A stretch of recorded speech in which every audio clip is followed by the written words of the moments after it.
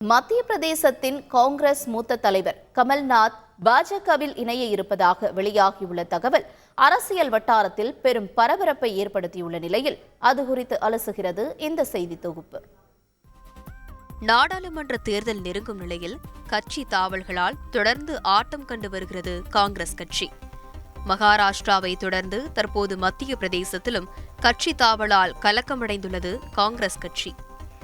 ஏற்கனவே இதற்கு முன்பு கட்சி தாவலால் கடந்த 2020ஆம் ஆண்டு மத்திய பிரதேசத்தில் ஆட்சியையே இழக்கும் நிலைக்கு காங்கிரஸ் கட்சி தள்ளப்பட்டதை மறப்பதற்கில்லை.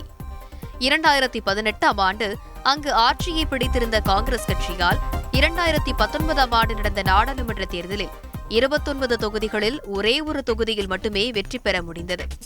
இந்த தேர்தலில் தோல்வியுற்ற மத்திய பிரதேசத்தின் காங்கிரஸ் முகமாக அறியப்பட்ட ஜோதிராதித்ய சிந்தியா அடுத்த ஆண்டே தனது ஆதரவு 22 எம்எல்ஏக்களுடன் பாஜக பக்கம் தாவி காங்கிரசுக்கு பேரதிர்ச்சியை கொடுத்து ஆட்சி மாற்றத்திற்கு காரணமாகினார்.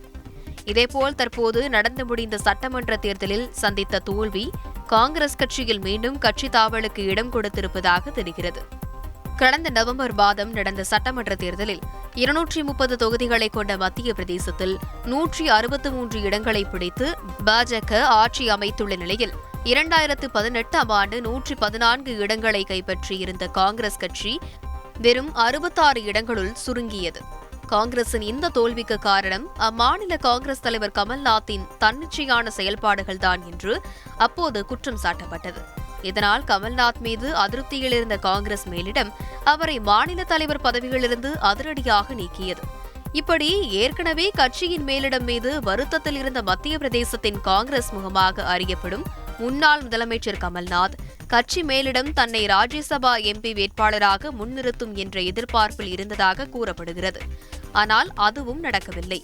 இன்னொருபுறம் கடந்த 2019ஆம் ஆண்டு நடந்த நாடாளுமன்ற தேர்தலில் கமல்நாத்தின் கோட்டையாக கருதப்படும் சிந்த்வாரா மக்களவை தொகுதியில் மட்டுமே காங்கிரஸ் கட்சி வெற்றி பெற்றிருந்தது.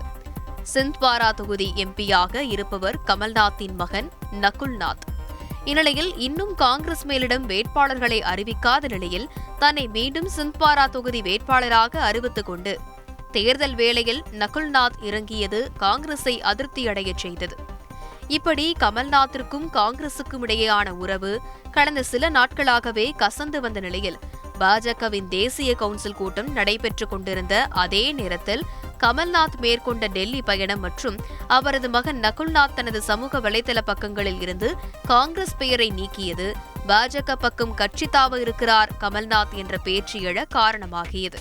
இதற்கு ஏற்றாற்போல் இது தொடர்பாக கேட்கப்பட்ட கேள்விக்கு மலுப்பலாக கமல்நாத் அளித்த பதிலும் கட்சி தாவல் குறித்து அவர் உறுதியாக மறுப்பு தெரிவிக்காததும் மத்திய பிரதேச அரசியல் வட்டாரத்தில் சலசலப்பை ஏற்படுத்தியது.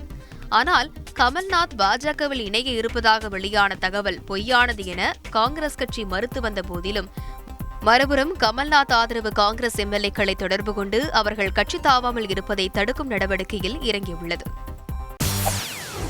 செய்திகளை உடனுக்குடன் தெரிந்து கொள்ள உடனே சப்ஸ்கிரைப் பண்ணுங்க.